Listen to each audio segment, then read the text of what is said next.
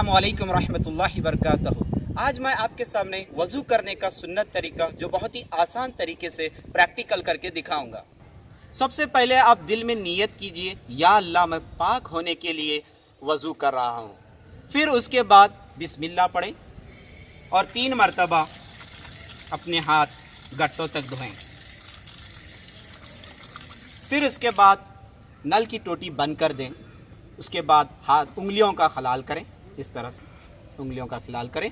फिर उसके बाद मिसवाक करें। मिसवाक पकड़ने की सुन्नत इस तरह से है, ये 3 उंगलियां इस तरह से पकड़ें, तो इस तरह से मिसवाक पकड़ने की सुन्नत है। फिर ऊपर की तरफ, सीधे तरफ, उल्टी तरफ, नीचे, फिर नीचे, उल्टे तरफ, इस तरह से करें। ये मिसवाक करने की सुन्नत है। उसके बाद कुल्ली करें। हाँ, अगर आप रोज़े से हैं तो गरारा नहीं करना चाहिए। उसके बाद इसी तरह से ये 3 मरतबा कुल्ली करें। उसके बाद फिर नाक में पानी चढ़ाएं, चुल्लू भर के ले लें, थोड़ा सा ले लें पानी, नाक में पानी चढ़ाएं। यहाँ तक पानी चढ़ना ज़रूरी है। और उल्टे हाथ से नाक साफ़ करें, इस तरह से, और छोटी उंगली से नाक साफ़ करें। ऐसा 3 मरतबा करें।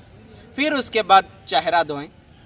चेहरा की मिकदार इस तरह से है, यहाँ से यहाँ तक, और एक कान की लो से लेकर दूसरे कान की लो तक। इस तरह से मैं आपको 1 मरतबा धोकर दिखाता हूँ।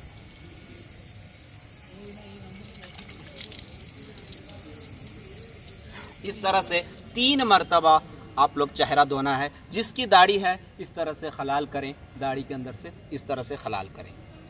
तो फिर उसके बाद अपने सीधे हाथ को धोएं,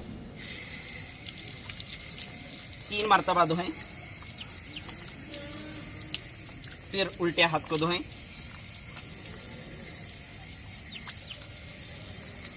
फिर उसके बाद मसा करने का तरीका देखिए। अपनी उंगलियों को इस तरह से करें। सबसे पहले अपने हाथों को तर कीजिए, थोड़ा सा पानी लीजिए, अपने हाथों को तर कीजिए और इस तरह से पकड़िए। फिर इस तरह से शुरू कर दें। अब उंगलियों का काम ख़त्म हो गया। अब हथेलियों का स्टार्ट होता है, इस तरह से पीछे जाकर इस तरह से कीजिए। फिर उसके बाद गर्दन का मसा कीजिए।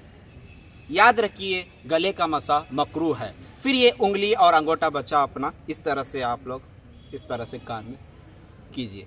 फिर उसके बाद सीधा पाँव धोएं। याद रखिए, वज़ू अच्छी तरीके से करें क्योंकि आप अल्लाह के पास जाकर खड़े हो रहे हैं।